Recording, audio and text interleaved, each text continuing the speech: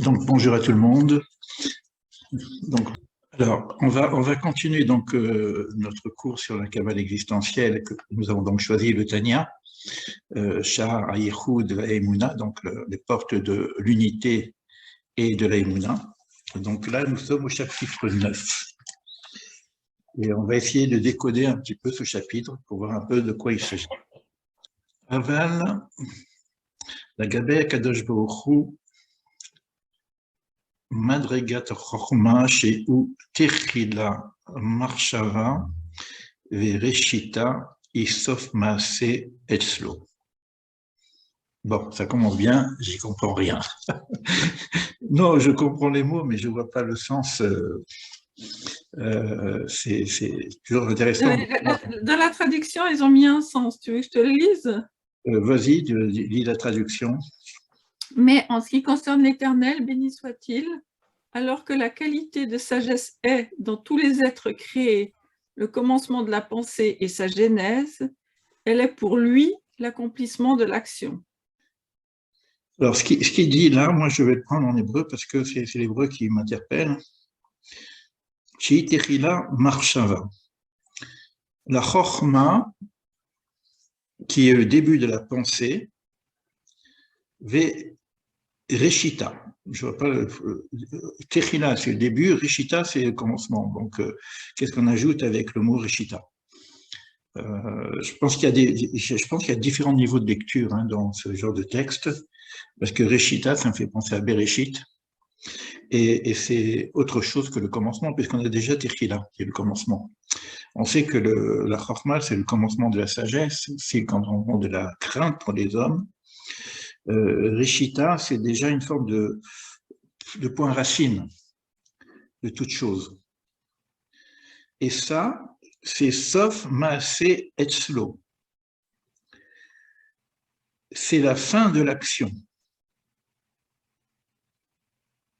Alors, il y a une phrase qu'on connaît, sauf Maaseh Marshava Techila, ce qui est à la fin de l'action et au début de la pensée. Et là, il le dit d'une autre façon. Alors, ça, on a compris que ce qui est à la fin de l'action, il faut attendre la fin de l'action pour savoir ce qui est au début de la pensée. Quand on parle de l'action, on parle du monde de l'action aussi. Alors, le monde de l'action est tout en bas. Quand on a 4 mondes, Asiya, Yetzira, Beria, Atzilut. Atzilut, c'est au-dessus de tout. C'est comme si le fait d'arriver à la pensée divine, l'action est faite. C'est pour ça que je dis Bereshit. Le mot Bereshit est important. Parce que quand on dit Bereshit, on sait que tout est dans Bereshit. Et là, quand on dit Techila Vereshita, on nous dit que ce début de la pensée, c'est aussi là où il y a tout. C'est comme dans une graine de chêne, il y a tout le chêne. Et là, c'est-à-dire tout est fait, pratiquement. Et après, on va, nous expliquer les choses d'une façon progressive. Ça, c'est une première chose, mais on fait aussi la différence entre la pensée de l'homme. Comme c'est écrit, Bechokma Asita. Et là, c'est quand on dit Bechokma Asita, avec la sagesse, tu l'as fait. Et donc, on souligne le mot faire. Or, comme on est dans le monde de l'action, pour nous, le monde de l'action est tout en bas. Et le monde de la sagesse est tout en haut, dans l'arbre de vie. C'est-à-dire que la pensée divine est une action concrète. Alors, nous, on a l'habitude de parler de la parole. Peut-être qu'il va en parler aussi, là, parce qu'on dit que le monde a été créé par la parole. Mais là, il semblerait que déjà avec la pensée, le monde est créé. Il est même fait. C'est comme si nous, on va distinguer les degrés de l'émanation jusqu'à notre monde, mais que du point de vue de Kadosh Baruch Hu, il n'y a pas de degré, tout est là en même temps, quoi.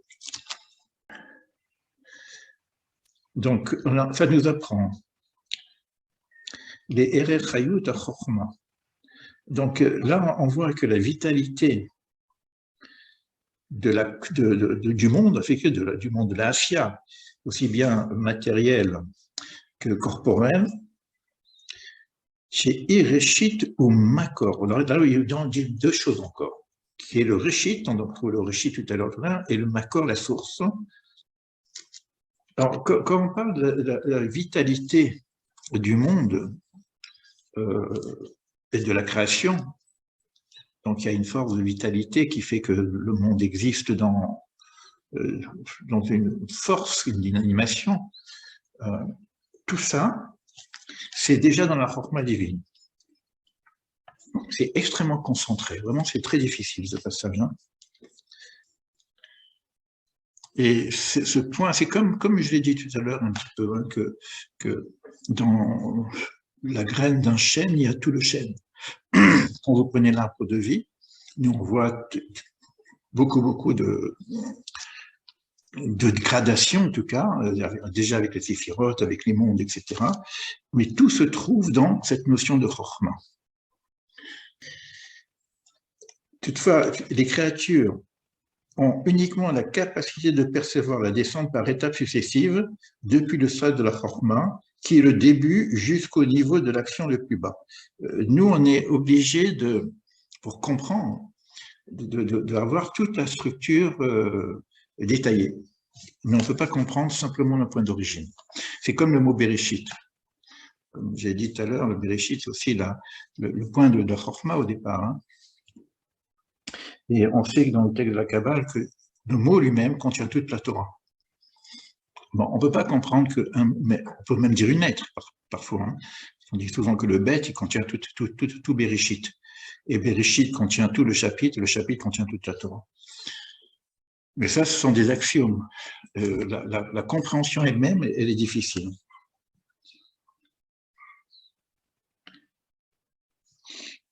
Alors, c'est du fait que tout est concentré dans cette forme-là.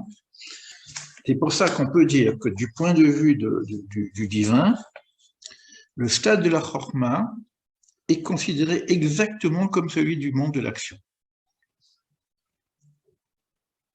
Alors, je ne sais pas où il nous amène. Je vous avais dit, hein, je vous enseigne des choses que je ne sais pas.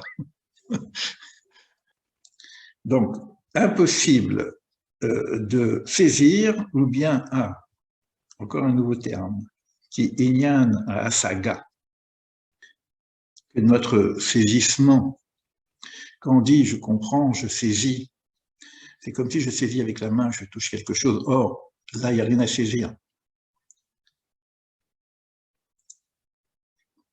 Et c'est impossible du fait de la profondeur de ces choses-là. Donc, la notion d'ashaga, c'est intéressant parce que pour ceux qui ont étudié avec moi le Ramchal, enfin, c'est ça, je crois que c'est ça qui...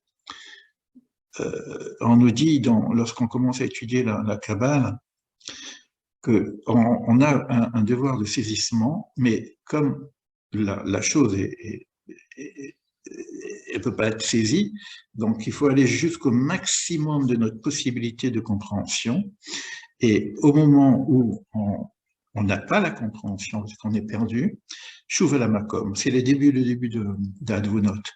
Shuv la Makom revient au début, et le début c'est Anima Amin Be'emuna Shlema. Et moi je crois, bon, c'est une forme de croyance, mais il faut voir ici, voir s'il dit la même chose, c'est-à-dire que la structure nous oblige à lâcher la saga, c'est-à-dire à lâcher le saisissement, pour ouvrir une autre forme d'adhésion.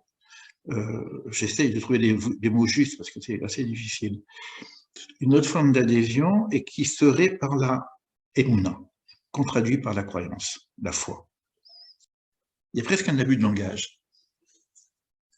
Parce qu'évidemment qu'on ne peut pas le saisir, puisque le mot saisir, c'est utilisé comme je saisis quelque chose.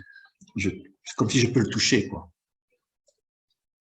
Car le sens du toucher s'applique uniquement à l'action concrète que l'on peut réaliser avec ses mains. Donc, même les termes maintenant ne sont plus convenables. Et ça, c'est à tous les niveaux des mondes. Hein.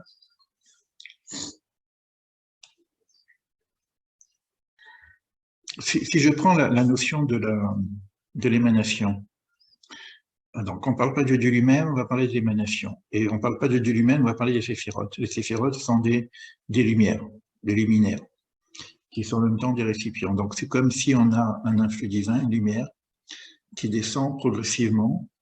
Mais quand je regarde cette chose-là et que je vois que la lumière descend, c'est la même lumière quelque part. C'est pas que c'est pas une autre lumière, c'est une lumière peut-être plus fine, mais d'abord c'est la même lumière. Donc on parle de l'émanation divine, cette même lumière qui arrive jusqu'à notre monde. Et à notre monde, tout est organisé selon ce qu'on vient de comprendre par rapport à cette lumière. Même la chayout, le fait de l'existence elle-même, elle vient du fait de cette lumière. Alors, c'est pour ça qu'on peut facilement, quand on arrive dans notre monde maintenant, comme le monde, lui, il est saisissable, dans la Asya, dans le monde de l'action, dans le monde de notre réalité, le monde est saisissable. Or, si tout est divin, bah, l'arbre est divin, donc je peux toucher l'arbre. Donc, je peux saisir l'émanation divine au niveau de la nature. Et si je reste que là, et c'est peut-être la seule possibilité que j'ai de saisissement, c'est pour ça que toutes les personnes qui veulent arriver à la connaissance de Dieu, c'est-à-dire en termes de saisissement, de compréhension, arrivent automatiquement dans le panthéisme, c'est-à-dire Dieu nature. Et évidemment, oui, on peut pas, c'est une autre réalité. Donc, si je veux toucher la transcendance, je réfléchis tout seul, hein, je ne sais pas si ce que j'ai dit c'est juste, parce que c'est quand même un peu compliqué, mais la transcendance elle-même, je ne peux pas l'avoir par le saisissement. Ce que je vais avoir par le saisissement, c'est la notion de Dieu en toute chose. Je peux voir le divin dans toute chose. Et je peux comprendre. D'ailleurs, la science, aujourd'hui, on a des preuves de Dieu. On voit bien des livres qui ont été écrits qui sont très forts, hein, très magnifiques d'ailleurs, par rapport à la mécanique quantique, etc. On voit qu'il y a du divin dans toute chose. Et que, obligatoirement, il y a un ordre dans l'univers. Et à ce moment-là, on va pouvoir saisir, comprendre. Mais ça, c'est au niveau du monde de l'ancien. Mais comme ce monde de l'ancien, il est au début de la pensée divine, là, on n'a plus le saisissement, mais on doit avoir autre chose. On doit avoir autre chose. Alors, ce qui est intéressant aussi,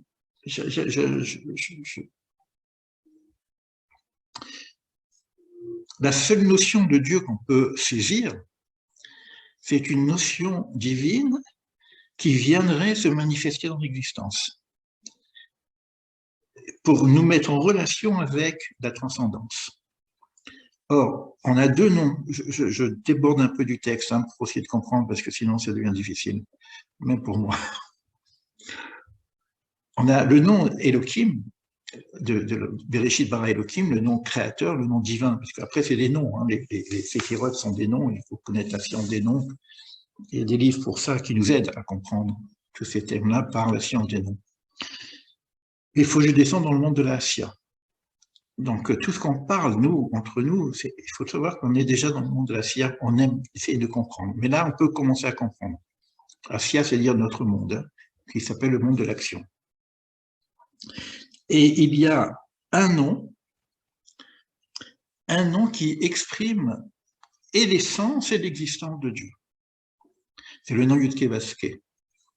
C'est pour ça que quand on dit « tu me connaîtras par mon nom », c'est-à-dire que le saisissement dans quelque chose, je ne sais pas si le terme est exact, mais en tout cas, il y a une notion d'existence et d'essence divine avec ce nom-là.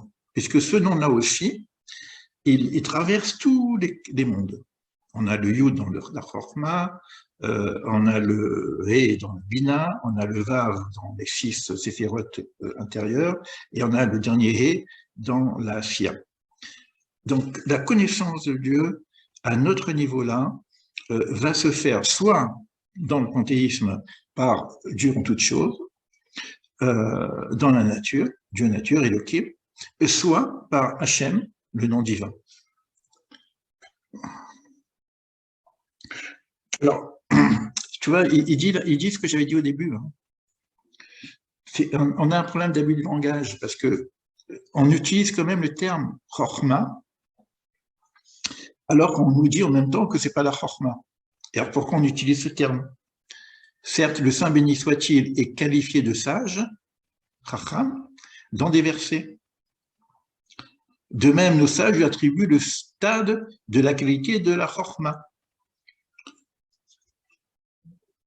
Il faut savoir que Dieu est appelé sage par toutes les formes de sagesse, qu'il comprend pour toutes les formes de compréhension, qu'il est bon dans toutes les formes de bonté. Alors, on a un problème avec le texte biblique qui est anthropomorphique. Il utilise le langage des hommes, et donc on pourrait justement, c'est ce que j'ai dit au début, hein, non, je comprends pourquoi je comprends pas. On utilise des termes qui ne sont pas appropriés normalement, mais on ne peut pas faire autrement si on veut commencer à comprendre quelque chose. Voilà, donc là, il donne quand même la solution.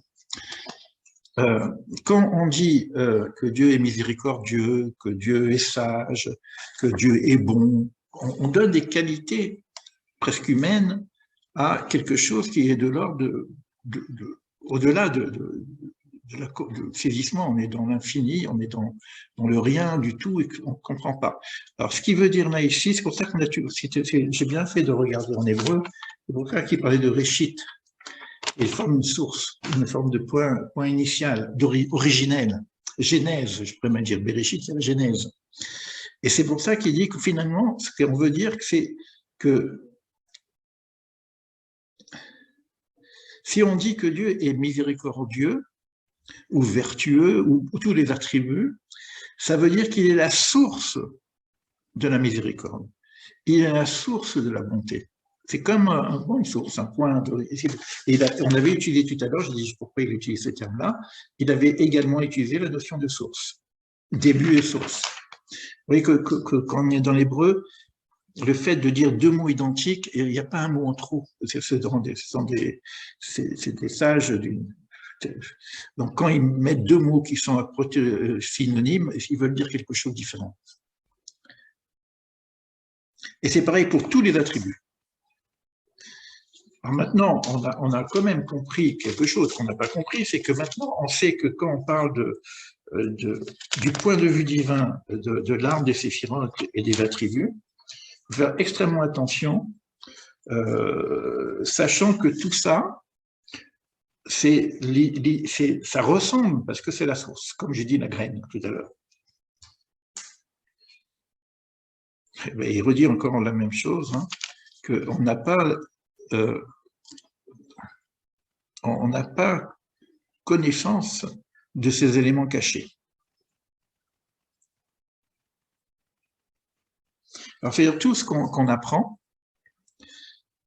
c'est comme si on apprend la forme de la chose, mais on n'a pas l'essence. Tout ce qu'on a appris jusqu'à présent. C'est fou, ça, quand même. Heureusement, je n'ai pas compris. Si j'avais compris dès le départ, j'aurais été balayé à la fin. Voilà, donc sa conclusion ici, c'est là qu'on voit que les séphirotes dans le Zohar sont appelés le secret de la foi. C'est-à-dire que la foi qui transcende l'intellect. C'est-à-dire que quand je ne... C'est génial. C'est génial. C'est maintenant... Alors, il faut penser que la foi, ce n'est pas la foi du charbonnier. Anima amin be'emuna shlema, d'une façon parfaite. Donc, on nous donne des axiomes. Là, on a un axiome. On a des axiomes qui parlent de l'unité de toute chose, hein, que je ne peux pas saisir par l'intellect. Et ça, d'après le Zohar, c'est le secret de la Emouna. Et quand il dit le secret de la Emouna, souvent on a l'impression que la croyance, elle est inférieure à la connaissance. Et là, il vient nous dire que cette notion de croyance n'est pas une croyance dans le terme « je crois que », si je crois donc je ne sais pas, donc que la connaissance est plus importante. Cette notion de croyance, elle est supérieure, elle transcende l'intellect. C'est-à-dire que ce qui est de l'ordre de la transcendance, que l'intellect ne peut pas saisir. La émouna, on va dire émouna pour pas dire transcendant, pour pas dire foi, parce que bon, c'est vrai que bon, la notion de croyance, c'est des choses qu'il faut peut-être bien travailler, peut-être même éliminer. On est encombré de croyances. Là, c'est une véritable, on va dire connaissance peut-être, mais une connaissance directe peut-être, une connaissance qui ne passe pas par l'intellect. Et ça s'appelle Emouna, qui est au-dessus de l'intellect. Et comme des choses qui sont saisissables, l'intellect va nous servir à le saisir. Des choses qui ne sont pas saisissables, c'est une autre forme d'adhésion. Je dis le mot adhésion pour dire quelque chose, parce que c'est pas connaissance, c'est adhésion. Nous permet alors je ne vais pas dire saisir, parce que tout à l'heure j'ai dit c'est pas le bon mot, parce que le saisir c'est avec les mains. Donc nous permet d'adhérer peut-être, oui, adhésion, adhérer à ces axiomes. Je cherche les mots, je cherche les mots parce qu'il ne faut pas se tromper ici avec les mots. Nous permet d'adhérer à ces axiomes qui nous sont donnés comme principe de base, et on y croit. Mais on presque dire on y croit parce qu'on sait que c'est vrai. La émouna, c'est je sais que c'est vrai, mais je ne peux pas le démontrer par l'intellect. C'est un petit peu ça. Alors tout ce qu'on a fait jusqu'à présent nous amène, parce que ça c'est la conclusion, donc ce flou un petit peu que j'ai vécu en essayant de comprendre, et j'ai vu que je ne pouvais pas vraiment tout comprendre, tant mieux pour moi. Ce qui me reste, c'est maintenant d'affiner cette émouna. Donc on a un travail à faire en même temps, c'est-à-dire qu'on ne peut pas prétendre par la Kabbale de dire que, parce que c'est la voie de la connaissance, mais cette voie de la connaissance est le socle qui s'appelle la émouna, c'est ce qu'on avait vu avec le Ramchal. Maintenant, j'y crois d'une façon parfaite, Anima Amin Be'emuna Shlema, aval, mais mon intellect a besoin de saisir les choses. Donc, il y a un décalage entre la émouna et la connaissance. Donc, on va essayer d'aller au maximum de notre capacité de comprendre certaines choses, mais on sait qu'on a une certaine limite. Et cette limite-là, qui est de l'ordre de la transcendance par rapport à des choses qui nous dépassent, on a un autre outil qui serait la émouna. C'est pour ça qu'on parle des fois du silence, par exemple. La connaissance par le silence, la méditation. Voilà. Je transpire un peu, excusez-moi, mais j'ai été un peu dépassé par le texte. J'aurais jamais dû dire que je vais enseigner des choses que je ne connais pas. Mais bon, c'est comme ça. On joue le jeu. Alors, si vous voulez partager, on peut partager. Je vais couper l'enregistrement. Et après, je reprends l'enregistrement éventuellement pour voir s'il y a des choses importantes à repartager.